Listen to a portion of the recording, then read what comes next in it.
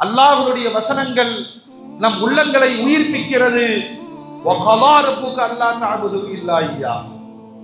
மூணு விஷயத்தை பிரிக்கவே முடியாது, மூன்று விஷயங்களை தவிர்க்கவே முடியாது. குர்ஆனில் அல்லாஹ் சொல்கிறான், அத்தீஉ அல்லாஹ் வ அத்தீஉர் ரசூல், அல்லாஹ்வுக்கு கட்டுப்படுங்க, ரசூலுக்கு கட்டுப்படுங்க. இருவரையும் பிரிக்கவே முடியாது. நான் அல்லாஹ்விற்கு வழிபடுகிறேன், அல்லாஹ்வுடைய ரசூலை ஏற்க மாட்டேன் என்றால் ஈமான் வராது. அல்லாஹ்விற்கும் வழிபட வேண்டும், அல்லாஹ்வுடைய ரசூலுக்கும் வழிபட வேண்டும். இன்னும் ஒரு இடத்தில் அல்லாஹ் இவ்வளவு அழுத்தமாக சொல்வான், அல்லாஹ்வுடைய ரசூலுக்கு வழிபட்டால் எனக்கு வழிபட்டதை கொண்டு.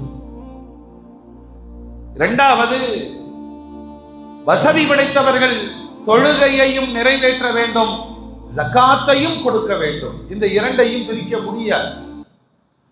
ஒன்றை விட்டு மற்றொன்றை செய்கிற பொழுது இரண்டும் செல்லாததாக ஆகிவிடும்.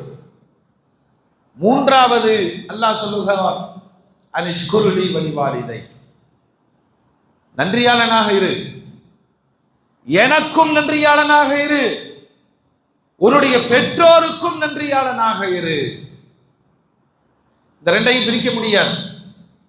அல்லாஹ் செய்த உபகாரங்களுக்கு நன்றி சொல்லிக் கொண்டே இருக்கிற மனிதன் தன் பெற்றோர்களை மறக்கிற பொழுது, புறக்கணிக்கிற பொழுது அல்லாஹும் அவர்களை நிராகரிக்கிறான். அதனாலதான் குர்ஆனுடைய வசனம் சொல்லுகிறது, அல்லாஹ்வை மட்டுமே நீங்கள் வணங்கி வழிபட வேண்டும்.